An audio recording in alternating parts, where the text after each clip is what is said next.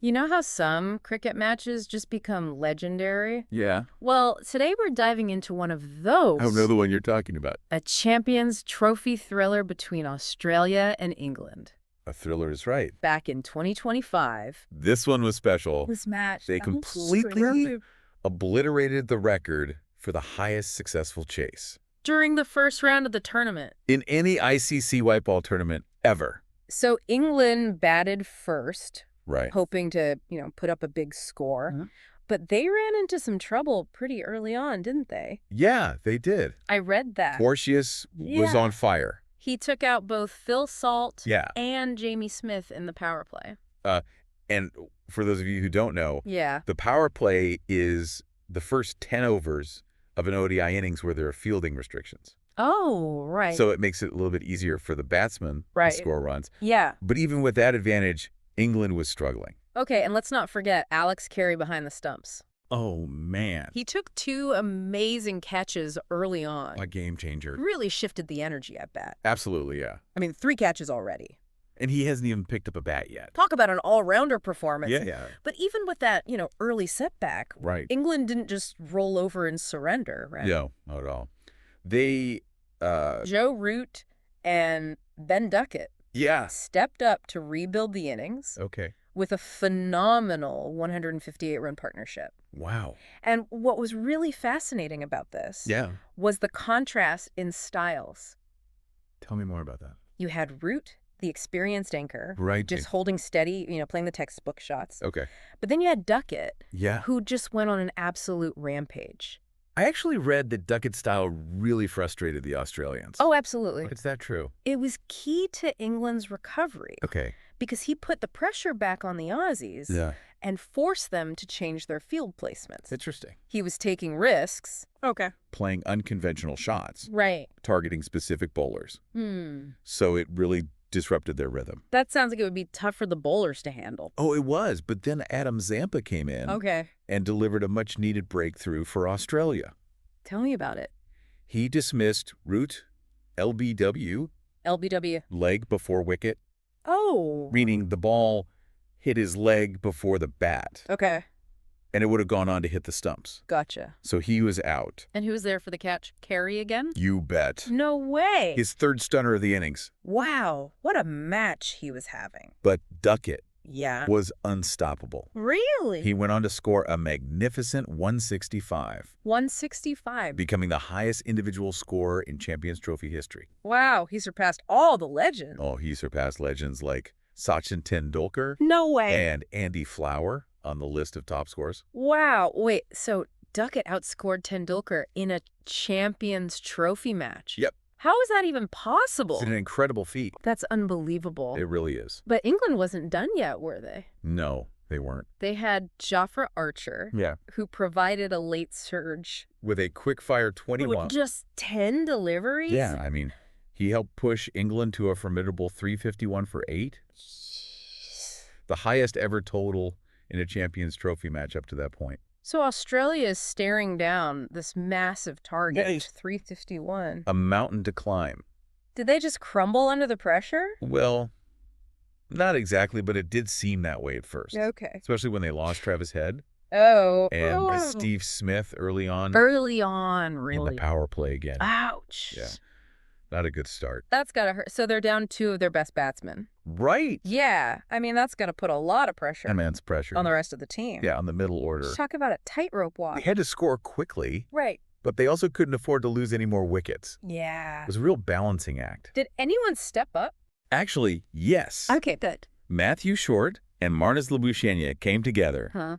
and put on a crucial 95-run partnership. That must have been a relief for the Aussies. It was. Yeah. They really steadied the ship. Okay. Short was playing the aggressor, Right. taking on the bowling, Uh-huh. while Labuschagne was more measured, Okay. rotating the strike, Yeah. picking his moments to attack. So it sounds like they had a good understanding of each other's strengths. They did, Yeah. and that partnership was vital in turning the tide. Okay. It gave the rest of the Aussie batting lineup Uh-huh. the belief that this record chase was actually within reach. Okay, so there was hope. Yeah, there was hope. But It's cricket, so of course there's a but. Oh, of course, England struck back, Oh. taking out both Short and Labuschagne in quick succession. Oh, another setback. That must have been demoralizing. It was a blow, no doubt about it. Yeah. The match was hanging in the balance again. So who was the hero then? Well, that's the thing. Yeah. A player that you might not have expected stepped up. Oh, really? Okay, tell me more. It was Josh Inglis. Josh Inglis. Fill me in because, honestly, he's not the first name that comes to mind when I think of big match players. Well, he certainly made a statement in this match. What did you do? He smashed a magnificent maiden ODI century.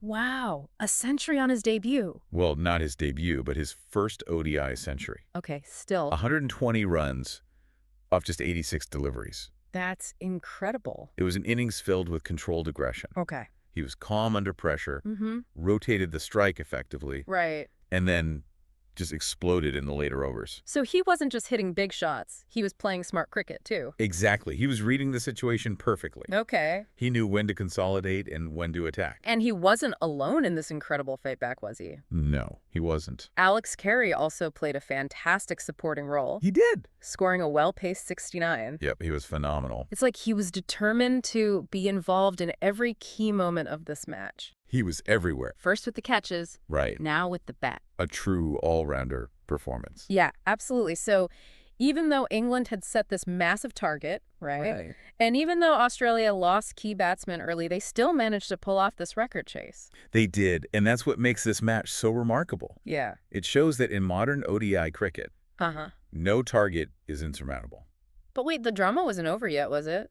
No, it wasn't. We still had Glenn Maxwell to come. Right, we still had Maxwell's fireworks to come. Okay, now you're talking. Maxwell is always entertaining. Oh, absolutely. What did he do? He came in and just unleashed a barrage of shots. Boundaries galore. Boundaries galore. It was the perfect finishing touch to an already incredible chase. And I bet the crowd went wild when Inglis hit that final six to win the match. It was an unforgettable moment. Yeah.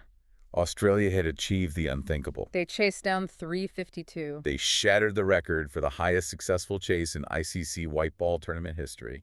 Wow, so you're saying that this match basically redefined what's possible in ODI cricket. Absolutely. It was a testament to the evolution of the game. We're seeing higher scores, Right. more aggressive batting, and thrilling finishes becoming the norm. It's a new era of ODI cricket. Which is great for the fans, but I wonder what this means for the bowlers. Yeah. I mean, are they just going to be constantly under pressure to defend these huge totals? That's a great question. Yeah. It's a real dilemma for bowlers these days. Do they try to contain the runs? Right. Or do they go for wickets and risk getting hit for boundaries?